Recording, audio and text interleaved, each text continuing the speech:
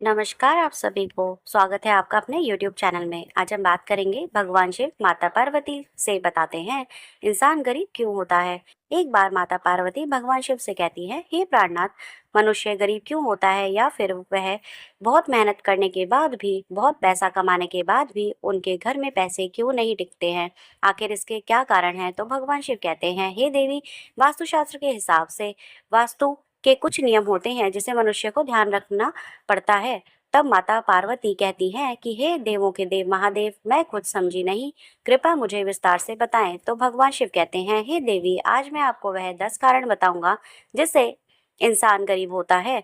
कृपया इसे ध्यान से सुनें। अगर आप इस वीडियो को देख रहे हैं तो इसे पूरा देखें। इस वीडियो को आधा अधूरा छोड़कर जाने की गलती ना करें, क्योंकि इसे पूरा सुनने के बाद आप अपनी जिंदगी पहले जैसे नहीं रहेगी। इसलिए इसे पूरा सुने। आप शिव भक्त हैं तो भोलेनाथ का अनादर ना करें।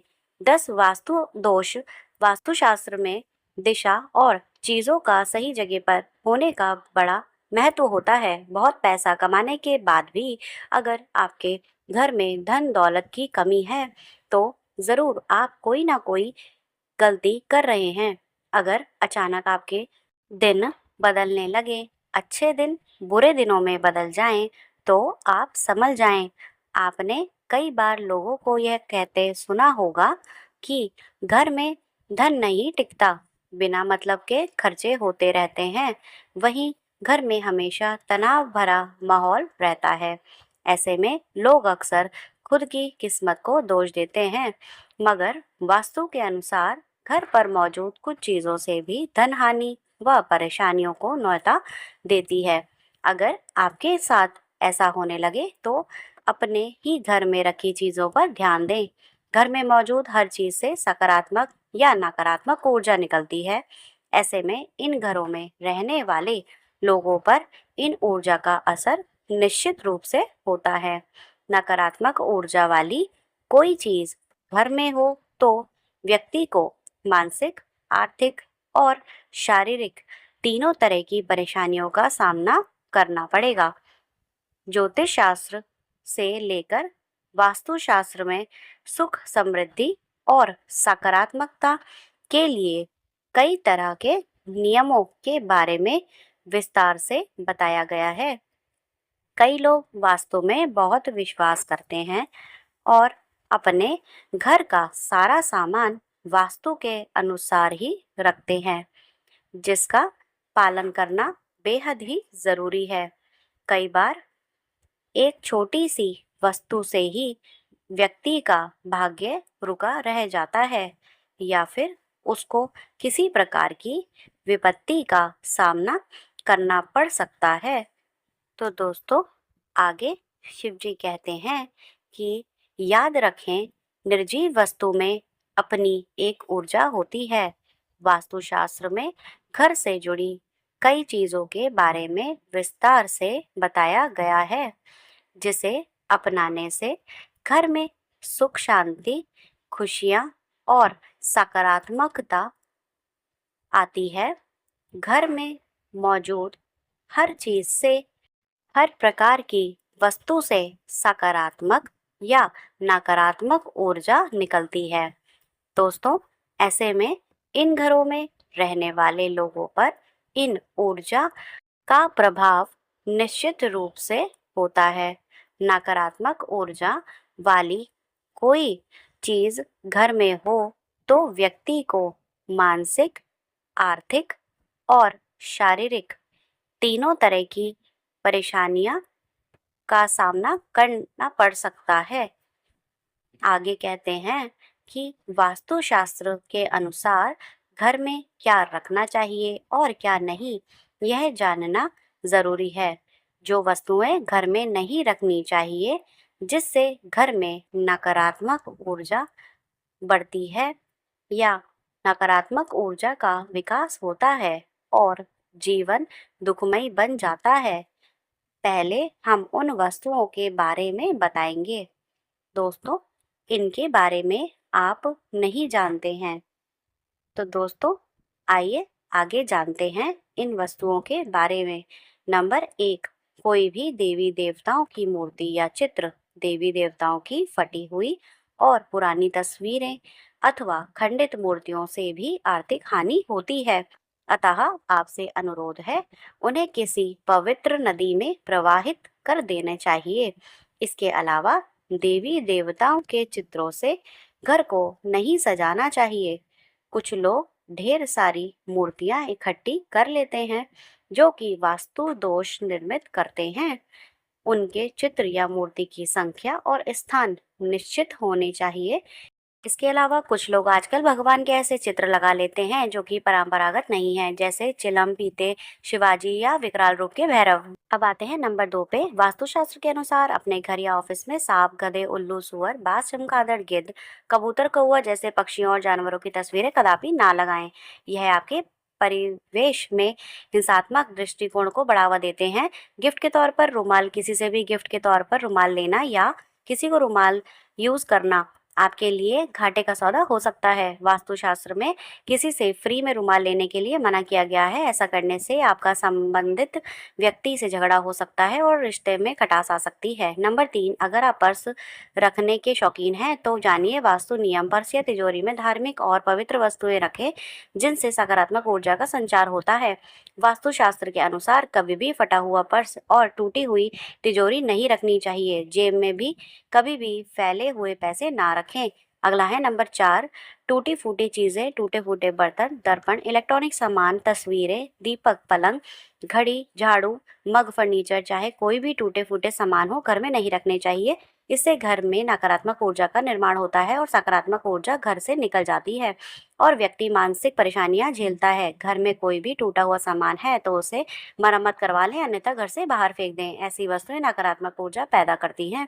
नंबर 5, पूजा के कलश खाली रखने में भी लगता है वास्तु दोष। पूजा घर में रखे कलश को कभी भी खाली नहीं रखना चाहिए। आपको बता दें कि पूजा कलश में ब्रह्मा, विष्णु और महेश का वास होता है। पूजा कलश में संबंध व्यक्ति के जीवन से है, इसलिए पूजा कलश को कभी भी खाली ना रखें। कलश में गंगा जल जरूर भर कर रखें। इससे घर में सुख समृद्धि आती है और उन्नति प्रगति के सभी रास्ते खुल जाते हैं। नंबर 6, सजावटी वस्तुएं या कलाकृति। कुछ लोगों के घर को कलात्मक लुक देने के लिए नकली या कांटेदार पौधे लगा लेते हैं। वास्तुशास्त्र के अनुसार घर में कांटेदार पेड़ पौधे ना लगाएं। इससे पारिवारिक संबंधों में भी कांटों की भी चुभन पैदा होने लगती है, जिससे घर के सभी सदस्यों की मति भ्रष्ट हो जाती है। कई लोग पुरानी या फालतू चीजें से भी अपने घर से को सजा लेते हैं, जो कि ऐसा नहीं करना चाहिए। ऐसा करना अच्छा नहीं माना गया है, जो कि गलत है। ऐसी वस्तु घर में नकारात्मक ऊर्जा को बढ़ाती है। वास्तु के अनुसार जब घर में नकारात्मक ऊर्जा में बढ़ोतरी होती है, इसके साथ ही स्वास्थ्य संबंधी परेशानियां भी हो सकती हैं। यदि कलाकृति के नाम पर कुछ ऐसी वस्तुएं या पेंटिंग है जिसमें सूखे हुए पेड़ पौधे हो या मानव रहित उजड़ा शहर हो, बिखरा हुआ घर हो, जो मानी तो जाती है कलात्मक, लेकिन वास्तुशास्त्र के अनुसार यह सभी नकारात्मक ऊर्जा पैदा करती हैं। नंबर 7, हानिकारक वस्तुएं। घर में ऐसी कोई हानिकारक वस्तुएं होती हैं जिसे घर में रखते हैं तो घर का वातावरण विषैला बन जाता है। यह स्थूल रूप से दिखाई नहीं देता, लेकिन हवा का गुण धर्म इससे बदल जाता है। ऐसे कई वस्तुएं हैं जो हमारे घर में आसपास रहती हैं, जैसे जहाँ वहाँ घर में बिखरी ढेर सारी दवाइयाँ और टॉयलेट क्लीनर, सोप, फिनाइल, जहरीले रसायन, कीटनाशक और भी मच्छर मारने की दवा, सभी तरह की हानिकारक वस्तुओं के लिए एक स्थान नियुक्त होना चाहिए, वह भी ऐसा जहां वे सुरक्षित रखी हों। ऐसी वस्तुओं के लिए अलग से लकड़ी या लोहे का एक बॉक्स बनवाएं और उसमें रखें, जो किचन और बच्चे और बेडरूम से दूर रहे। वास्तु दोष मिटाने के लिए कपूर रखें। यदि घर के किसी स्थान पर वास्तु दोष निर्मित हो रहा है तो वहां एक कपूर की 2 टिकियां रख दें। जब वह टिकियां गलकर समाप्त हो जाएं तब दूसरी 2 टिकियां रख दें। इस तरह बदलते रहेंगे तो वास्तु दोष निर्मित नहीं होगा। तो दोस्तों, यहाँ तक की अगर आपको जानकारी अच्छी लगे तो वीडियो को लाइक शेयर करना ना भूलें। बढ़ते हैं अगले टिप की तरफ। अगला है नंबर 8, मकड़ी का जाला। दोस्तों, घर में बनने वाली मकड़ी के जाले तुरंत हटा दें। इनसे आपके अच्छे दिन बुरे दिन में बदल सकते हैं। ध्यान से देखने पर मकड़ी का जाला घर के कोने कोने में रहते हैं और उसे हटाना ज़रूरी है। कुछ लोग उनको हटाने से डरते हैं क्योंकि इससे किसी के घर को तोड़ने का आभास होता है, लेकिन इसे तोड़ना ज़रूरी है क्योंकि मकड़ी जाला रहने के लिए नहीं, शिकारी को फंसाने के लिए बनाती है, अतः माना जाता है कि यह जाला होना तो अनुचित ही है। माचिस अग्नि का प्रतीक है, ऐसे में किसी से माचिस लेना मतलब घर में अशांति फैलाना है। फ्री में माचिस लेने से घर के सदस्यों के मन में क्रोध पैदा होता है, वह अशांति का माहौल बना रहता है। अगला है नंबर 9, पत्थर नग। दोस्तों, आपने देखा होगा कि कई लोग अपने घर में अनावश्यक पत्थर नग, अंगूठी और ताबीज या अन्य किसी तरह के सामान घर में कहीं रखकर भूल जाते हैं या फिर छोड़ देते हैं। यह मालूम नहीं रहता है कि कौन सा पत्थर या नग फायदा पहुंचा रहा है और कौन सा पत्थर और नग नुकसान पहुंचा रहा है। इसलिए इस तरह के सामान को घर से बाहर निकाल दें। वास्तुशास्त्र के अनुसार एक छोटा सा पत्थर भी आपके भाग्य को बुरा भाग्य में बदलने की क्षमता रखता है। यदि यह घर में रहता है तो इसकी ऊर्जा धीरे धीरे आपके घर में वातावरण को बदल कर रख देती है। नंबर 10, सोफा, कुर्सी और टेबल। घर में टूटी हुई चेयर या टेबल पड़ी है तो उसे तुरंत घर से हटा दें या उसे मरम्मत करवा दें। यह आपके पैसों और तरक्की को रोक देती है। सोफा, कुर्सी या टेबल कैसी हो, इसका भी वास्तु होता है। यह भले ही सुंदर और साफ हो, लेकिन कभी-कभी उनकी बनावट या आकार प्रकार भी घर में नकारात्मक ऊर्जा का विकास करती है। दोस्तों, इसीलिए किसी वास्तुशास्त्री के जानकारों से पूछकर ही यह चीजें खरीदें। घर के दरवाजा दक्षिण की तरफ है तो वास्तु दोष लगेगा। यदि आपके घर दक्षिण मुखी है तो आप सबसे पहले घर के सामने द्वार से 2 दुगनी दूरी पर नीम का एक पेड़ लगवाएं। दूसरा यह है कि द्वार के ऊपर पंचमुखी हनुमान का चित्र लगाएं। आदम का दर्पण भी लगा सकते हैं। मुख्य द्वार के ऊपर पंचधातु का पिरामिड लगवाने से भी वास्तु दोष समाप्त होता है। गणेश जी की पत्थर की 2 मूर्ति बनवाएं जिनकी पीठ आपस में जुड़ी हो। इस जुड़ी गणेश प्रतिमा को मुख्य द्वार के बीचों बीच चौखट पर फिक्स करा दें ताकि ये गणेश जी अंदर को देखें और एक बाहर को। वास्तु जड़ से खत्म करने के लिए सुंदरकांड या रामचरित्र का पाठ, घर के वास्तु दोष को दूर करने के लिए समय समय पर रामचरित्र का पाठ या सुंदरकांड का पाठ करवाते रहें। इससे घर की नकारात्मक ऊर्जा बाहर निकल जाएगी। तेल, यूं तो शनि देव के प्रकोप से बचने व उनकी कृपा पाने के लिए उन्हें तेल चढ़ाया जाता है, लेकिन किसी से मुफ्त में तेल लेना आपको बहुत भारी पड़ सकता है। ऐसा करने से आपको आर्थिक तंगी का सामना करना पड़ सकता है। काला तिल भूलकर भी किसी से मुफ्त में या दान में किसी से काला तिल नहीं लेना चाहिए। काले तिल का सीधा संबंध राहु, केतु और शनिदेव से माना जाता है। ऐसे में काला तेल मुफ्त में लेने से आपको बड़ी मुसीबतों का सामना करना पड़ सकता है। सुई भूलकर भी फ्री में किसी से सुई ना लें। ऐसा करने से आपके वैवाहिक जीवन में कलेश पैदा कर सकता है, रिश्तों में खटास पैदा कर सकता है, प्रेम संबंधों में बुरा असर पड़ता है। लोहा, किसी से फ्री में लोहा लेना मतलब खुद मुसीबत को आमंत्रण देने के बराबर है। लोहे का संबंध शनि देव से है। ऐसे में किसी से फ्री में किसी से लोहे लेने से घर में गरीबी व दरिद्रता आती है। किसी के घर से नमक लाने से क्या होगा? घर में जब अचानक से नमक खत्म होने पर हम पड़ोसी से फ्री में थोड़ा मांग लेते हैं, लेकिन यह गलती कभी मत करिए। नमक का सीधा संबंध शनिदेव से होता है।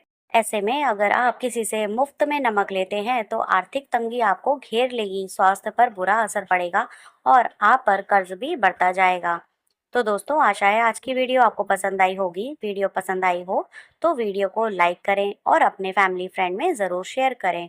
ऐसे ही इन्फॉर्मेटिव वीडियो देखने के लिए हमारे चैनल को सब्सक्राइब ज़रूर कर लें, साथ ही बेल आइकन को प्रेस करें और ऑल पर सेट कर लें ताकि मैं जब भी कोई न्यू वीडियो डालूं तो वह आपके पास सबसे पहले पहुंचे। तो मिलते हैं इसी तरह की एक और न्यू वीडियो के साथ। तब तक के लिए खुश रहें, स्वस्थ रहें और वीडियो देखने के लिए आप सभी का बहुत बहुत धन्यवाद।